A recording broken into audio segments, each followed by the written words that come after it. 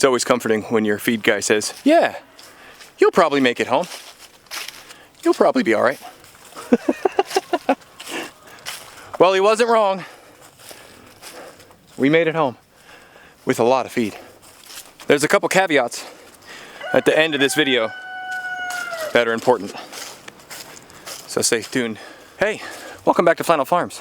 Today we're going to discuss ways to save you money on feed. We're going to start with the thing that saves you the least amount of money, but it's probably the easiest, and work our way all the way down to the thing that saves you the most money, but it's probably the most time consuming. You always have a trade-off between speed, time, money, those types of things.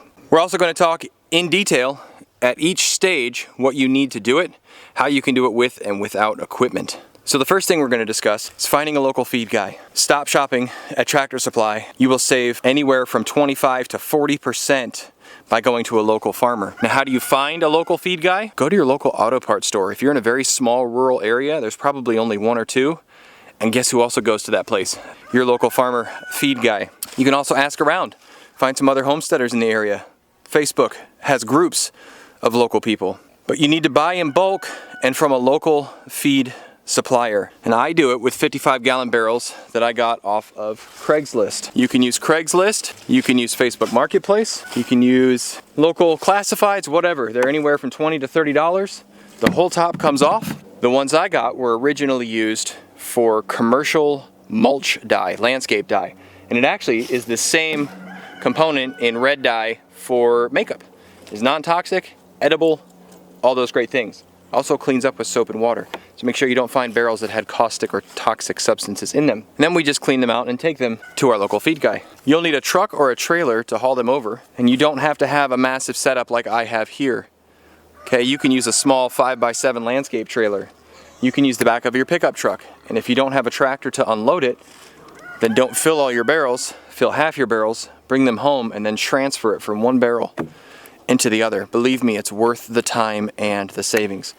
We're going to transfer some directly into our feeder that we made for the chickens without using a tractor. Okay, so we talked about how if you didn't have a tractor, you could still use barrels of feed. You would just need to transfer them from one barrel to the other. Now this one's already on the ground, but this is the one that has our feed adapters on it, which we did in that video that shows you how to build one of these and save yourself some money on feed also.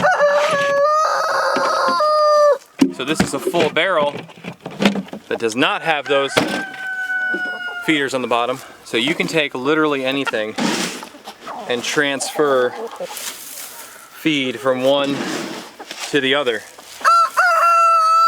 Now this is a fairly small device to do that with. I do have larger buckets around here, but this was free, and it might take me literally 4 or 5 minutes to move all this feed from one barrel to the next. And how much money do you save by doing that as opposed to buying bags? It's quite a bit. But you can also buy like a 5-gallon bucket for a couple bucks. So that is number one, my friends. Find a local feed person. Find some barrels. You don't have to have a massive infrastructure to do that, and you can save 25 to 30% pretty easily. This is 5 55-gallon drums full of mash, which is what the chickens and the pigs eat, and 6 bales, round bales of what's known as cow hay, which is the less expensive hay, and all that was sub $600. Next, we're going to talk about getting scraps. The other thing that will save you some money is this. No, not a 5-gallon bucket of hydraulic oil, this is empty. But besides your table scraps, which I'm assuming you're already using for your chickens and or your pigs, if you have a full-time job like I do, you can take a 5-gallon bucket with you, put it in your break room, and whatever people have scraps left over from their lunches. I happen to work in the fire department, so we eat 3 meals a day there, and I typically get close to 5 pounds worth of scraps that I bring home. The other thing you can do, and you guys have seen me do it with the Panera bread, is find either a grocery store, maybe a school, something like that, that will give you their throwaways. Even breweries with their grains. Now this is tricky because if you're in an area where other people are homesteading, you're gonna have a hard time finding some that other people haven't already claimed. So that's a little harder. And if you live in the middle of nowhere like I do, there actually aren't any breweries within probably 30 miles. So we're working on developing a relationship with our local grocery store because it's not a chain. It's independently owned and operated. So I haven't talked to them yet, but they're on our list of things to do. This takes a little bit longer in your planning. So if you do have a full-time job, instead of just taking a day and going and getting feed, you might have to take a day and run around to some different stores and get your feed that way. You need to weigh the cost, time, benefit to that, the analysis. Is it worth your gas and your time running 10, 20, 30 miles around if gas is $3 a gallon, if you're using a diesel? I don't know. So you have to weigh that versus I go 7 miles down the road to get my feed from my feed dealer. You want to buy some feed? Psst. The final way, and the most time intensive, but will save you potentially the most money, is planting your own feed. Now this area here we used for pigs, and as you can see, they have demolished it. It is down to the root, but it is ready for planting.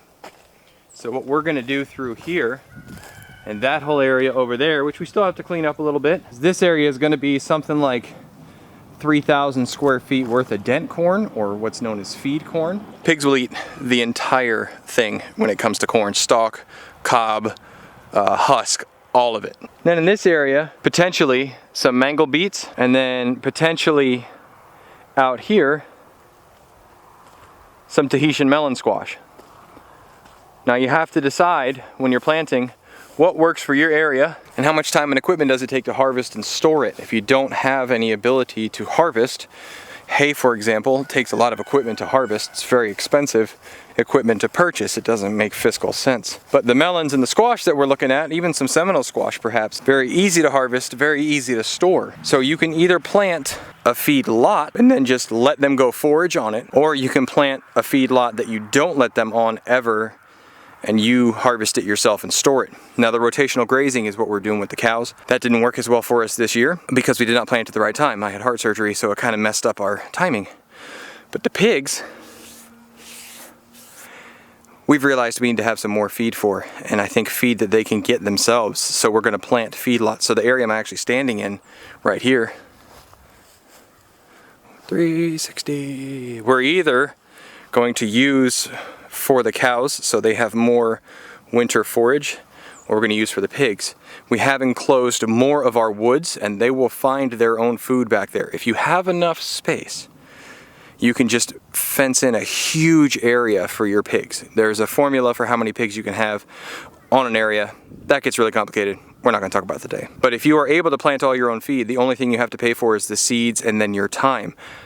But again, caveat, it has to be worth your time. If you can go work an extra day and pay for a month's worth of feed, how many days would it take you to harvest your own feed versus just go purchase it and spend that one day and spend other time on your homestead doing those things? So caveat time. I live in coastal Virginia. Things that animals eat grow very well here. I can grow a lot of them. People that grow things that animals like to eat, grow them commercially close to me. Your climate is going to dictate a lot of what you're able to do. If you live in the great frozen north, I don't know that your season is long enough to grow feed for your animals. I don't know if you can plant forage enough for your animals. If you live in like, I don't know, New Mexico, Arizona, where it's a desert, you might not have the water to grow these things for your animals. So a lot of this is very regional specific. I hope this saves you some money. Anybody can buy in bulk, so that helps. Large containers, transferring things from barrels, you don't need large equipment. That's useful even if you have backyard chickens. If you only have 6, 10, 12 chickens, 3 chickens, it doesn't really matter. If you can go buy a couple barrels worth and save yourself 20% and have your feed for the lifespan of the chickens, do it. The less trips you have to make, the less money you're gonna spend. They're trying to squish us out of a lifestyle, my friends. The government, the powers that be, they're not your friend, they're not my friend, they're not looking out for our best interests. It's getting harder and harder just to make it. So anywhere we can save a buck or two is a great idea. We talk a lot on this channel about depression era mindset, and that's one of the things we're trying to do. If you don't have the space to store lots of feed, that's a different story. I don't know how big your land is. I don't know if you can plant enough stuff to make it worthwhile. These are all considerations that you have to sort out when you're deciding what you're going to do for your animals. This is what we have learned and what we have done to reduce our feed bill, and it's worked. And when we do buy feed, we buy it from a local person, so it's supporting another small business. So community minded, Even if none of this helps you at all except for finding a local feed person, that's a great way to do it. Support your local people. They're going to be much more important, I think, as time goes on than I think we realize. Thank you for joining us today here at Flannel Farms. If you would be so kind as to please hit that like button. Share this video with your friends who might benefit from saving a little bit of money. I think we all could benefit from that. Keep growing as you grow. And if you haven't already, I invite you to subscribe to the channel. We're going to keep trying to stay one step ahead of this economic tsunami that's coming. And as we figure things out, we'll share them with you. Thanks for joining us today. We'll see you next time. Bye.